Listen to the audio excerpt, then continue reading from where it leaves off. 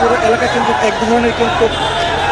রণক্ষেত্রে পরিণত হয়েছে এবং আমরা দেখতে পাচ্ছি যে পুলিশের যে এপিসি ভ্যান সেখান থেকে কিন্তু জল কামান নিক্ষেপ করতে আমরা দেখেছি এবং কিছুক্ষণ আগে কিন্তু আমরা দেখেছি যে এই পুরো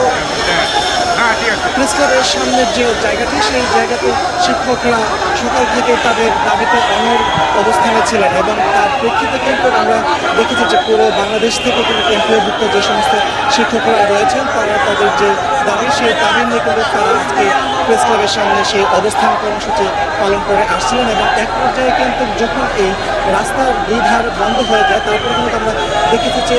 আন্দোলনকারীদের ছত্রভঙ্গ করে দিতে কিন্তু পুলিশের পক্ষ থেকে কিন্তু প্রথমে তাদেরকে অনুরোধ জানায় এবং তারপরে কিন্তু আমরা দেখেছি যে তারা তাদের মধ্যে যে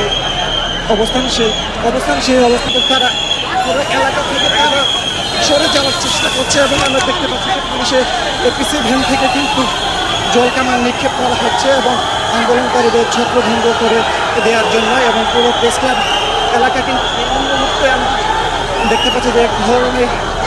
রণক্ষেত্রে পরিণত হয়েছে বলা যায়। হাসনাত আবদুল্লাহ সামান্তা শারমিন তাদের বক্তব্য দেওয়ার কথা রয়েছিল এবং এই মুহূর্তে আমরা দেখতে পাচ্ছি যে এই প্রেস ক্লাবের সামনে থেকে আন্দোলনকারীদের ছত্রভঙ্গ করে দিয়ে কিন্তু তাদেরকে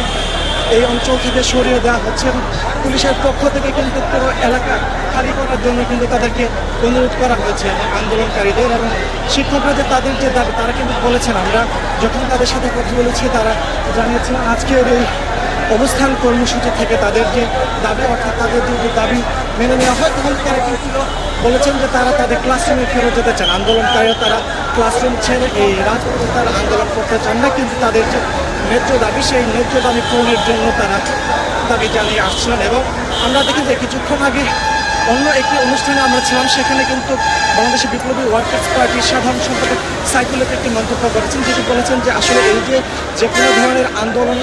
এবং আইনশৃঙ্খলা রক্ষাকারী বাহিনীর মধ্য দিয়ে যে আন্দোলন দমানোর যে চেষ্টা এটিকে কিন্তু তিনি ফেসিবাদের বহিঃপ্রকাশ হিসেবে কিন্তু মন্তব্য করেছেন। যার